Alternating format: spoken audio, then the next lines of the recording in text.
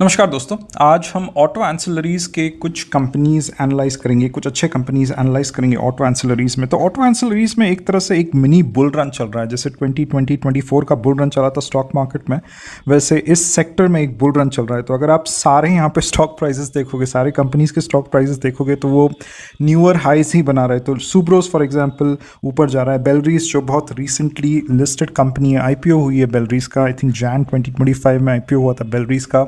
Stock price इसका भी ऊपर जा रहा है। तो जो भी आप देखोगे अपवर्ड ट्रेंड या अप ट्रेंड जो है वो करीबन जून जुलाई के वक्त से एक तरह से शुरू हुआ। तो फीएम जो है वो भी ऊपर जा रहा है।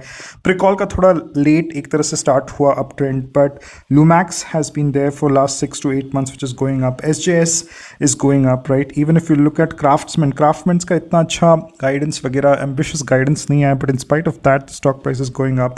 Endurance is going up. Frontier Springs it supplies to railways, it is going up. Gabriel is going up, right. Shriram जा चुका है। भारत सीट्स जो मारुति को सीट्स सप्लाई करती है, भारत सीट्स, तो it's a proxy for Maruti actually. तो मारुति का अगर स्टॉक प्राइस, उसके अर्निंग्स अच्छे जाएंगे तो भारत सीट्स के भी अच्छे अर्निंग्स होंगे, राइट। तो बैंको is another player which is going up. तो क्लियर कट है कि there is a serious bull run in the auto ancillary space, and the thing is that if you have entered this space somewhere in the month of June July तो अच्छी बात है। You just have to kind of stay put in the companies that you have invested और पूरा cycle play करना, और जब लगे कि साइकिल टर्न हो रहा है you can just exit from that kind of script। तो करीबन 80-90% आपका काम हो चुका है if you have entered in January February और for that instance a bit later, थोड़ा जून जुलाई के वक्त अगर आपने एंटर किया है, right. But for people like us who very recently entered this sector, तो मैंने बहुत रिसेंटली एक स्टॉक खरीदा है इस सेक्टर में। थोड़ा फेमस स्टॉक नहीं है बट एक ठीक ठाक स्टॉक मुझे लगता है कि मैंने खरीदा। If you want to know about the details of the stock, what was my process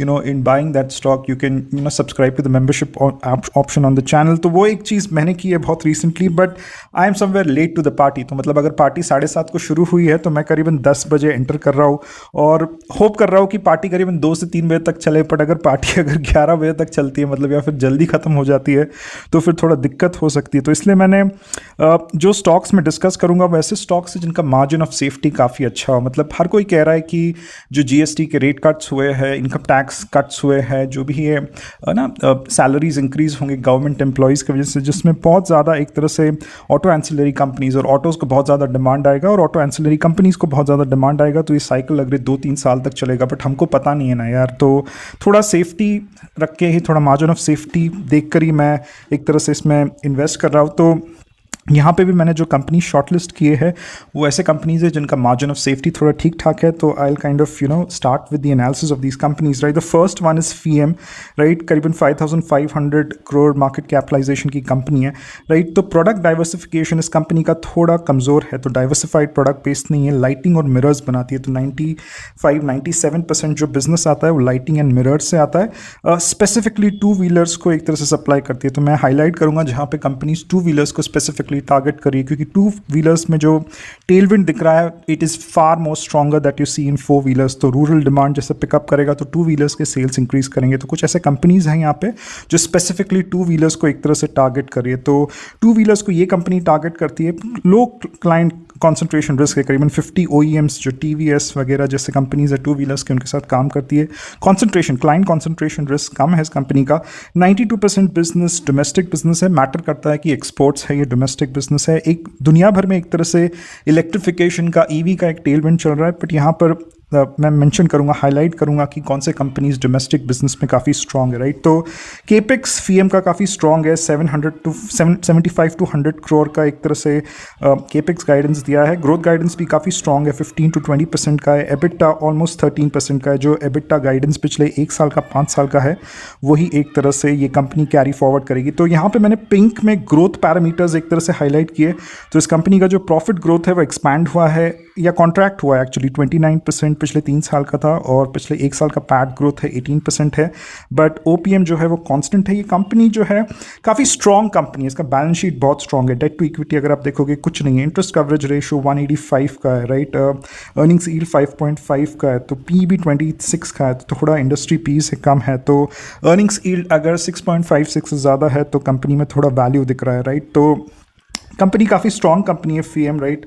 stock price इसका ऊपर गया है। So this was the first company. Lumax is the second company. करीबन 8,000 करोड़ का मार्केट कैपिटलाइजेशन है। ये गियर शिफ्टर्स बनाती है, जो कार में गियर्स चेंज करते हैं वो गियर शिफ्टर्स बनाती है, but it has a diversified product portfolio, right. Majority जो है पैसेंजर व्हीकल्स को 50% सेल्स आता है, टू व्हीलर्स को 25% सेल आता है, राइट। इसका थोड़ा क्लाइंट कॉन्सेंट्रेशन रिस्क ज़्यादा है, तो 85% of the business comes from top 10 customers and domestic business 70% business India से ही आता है।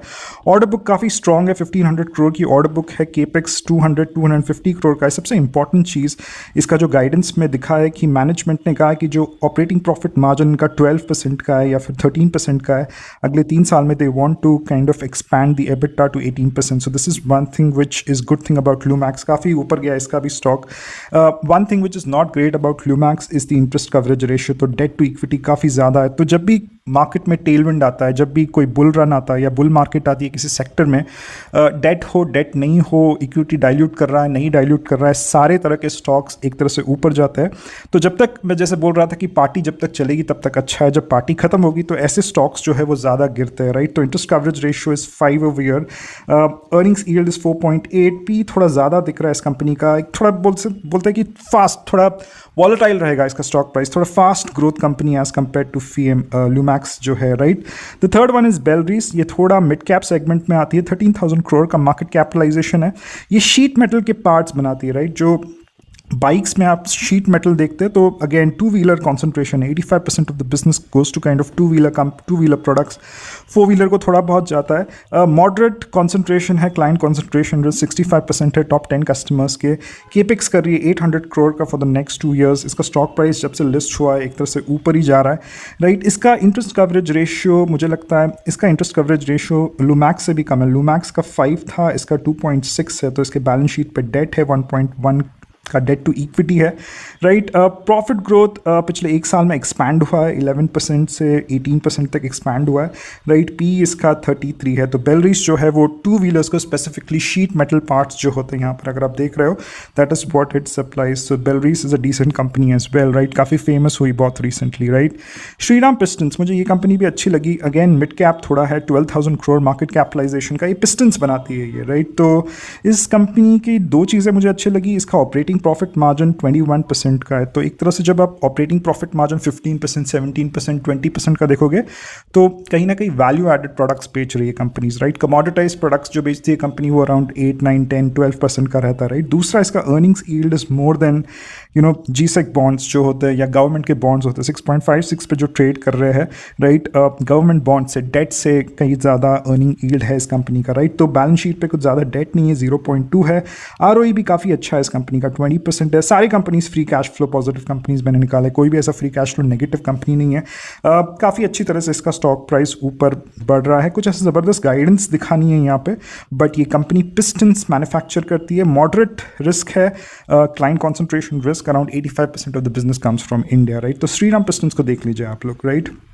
बैंको एक सही कंपनी, इसको हमने पहले भी अपने चैनल पे एनालाइज किया है। 12,000 करोड़ मार्केट कैपिटलाइजेशन है और ये कूलिंग सोल्यूशंस बनाती है, रेडिएटर्स बनाती है जो ठंडा रखते हैं 4 व्हीलर्स 2 व्हीलर्स को, वो एक तरह से कूलिंग सोल्यूशंस बनाती है। इसमें बहुत कम क्लाइंट कॉन्सेंट्रेशन रिस्क है, top 5 customers contribute less than 32%, right. But ये कंपनी कभी गाइडेंस नहीं देती और मुझे कभी इसका कॉन कॉल मिलता नहीं है। इस कंपनी का con call guidance, earnings guidance ये कभी कंपनी देती नहीं है, तो बहुत दिक्कत हो जाता है ऐसे कंपनीज को ट्रैक करने के लिए, राइट। तो इस कंपनी का अगर प्रॉफिट ग्रोथ देखो तो 60% है। I think out of all the companies that we see, I think except for Frontier Springs, Banco is second with regards to profit growth. Debt to equity कुछ ज़्यादा नहीं है, 0.4 है। ऑपरेटिंग प्रॉफिट मार्जिन अगेन इसका 20% है, जैसे श्रीराम का 21% है, इसका 20% है। ROE is 24%। पी वगैरह पे थोड़ा सस्ता दिख रहा है, कंपनी 27 पे ट्रेड कर रही है पी पे। सो दिस इज बैंको। The next one is endurance. ये थोड़ा बड़ा वाला मार्केट कैपिटलाइजेशन का कंपनी है, थोड़ा mid cap on a higher side है। इस कंपनी में एक मेजर रिस्क है which is client concentration risk. The fact that इस कंपनी के मेजर क्लाइंट जो है वो बजाज है और इससे टॉप लाइन बहुत कॉन्ट्रीब्यूट करता है, राइट। तो 60% of the business comes from Bajaj and this company makes all these die castings. अगर आप कास्टिंग्स देख रहे हो 2 व्हीलर्स 4 व्हीलर्स में, that is what this company makes, right. तो केपेक्स वगैरह ये कंपनी सही कर रही है, राइट। इसका भी प्रॉफिट ग्रोथ काफ़ी डिसेंट है, 18% से ज़्यादा प्रॉफिट ग्रोथ है।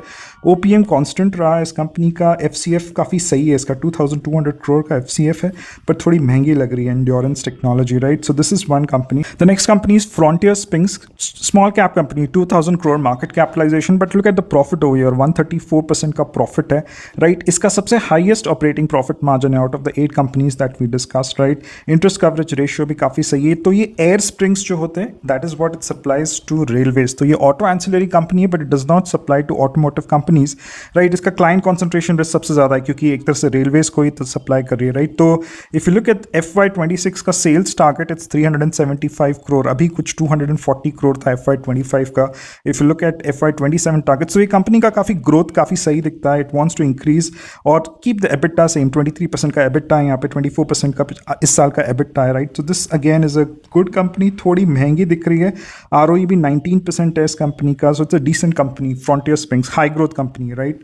And the last one is Pricol. Pricol ये डैशबोर्ड्स बनाती है, तो जो भी इलेक्ट्रिक व्हीकल्स अगर आप देखोगे उस पर डैशबोर्ड्स होते हैं, 4 व्हीलर्स के भी डैशबोर्ड्स बनाती है, राइट? तो सारे तरह के कंपनीज या सारे तरह के व्हीकल्स के लिए डैशबोर्ड बनाती है, राइट? इसका गाइडेंस जो है वो इतना स्ट्रांग नहीं आया, दैट्स वाई थोड़ा लैग था इसके स्टॉक प्राइस में ऊपर जाने के लिए. तो कॉशियस मैनेजमेंट टोन था एक तरह से मैनेजमेंट का.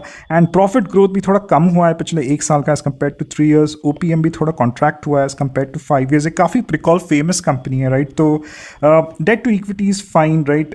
P जो है वो 38 है, थोड़ा ज़्यादा है, but free cash flow positive company है, right? So this is a list of 8 companies. These are not stock recommendations. Please do your own research before you invest in the markets. Thank you very much for your time. Take care. Bye bye.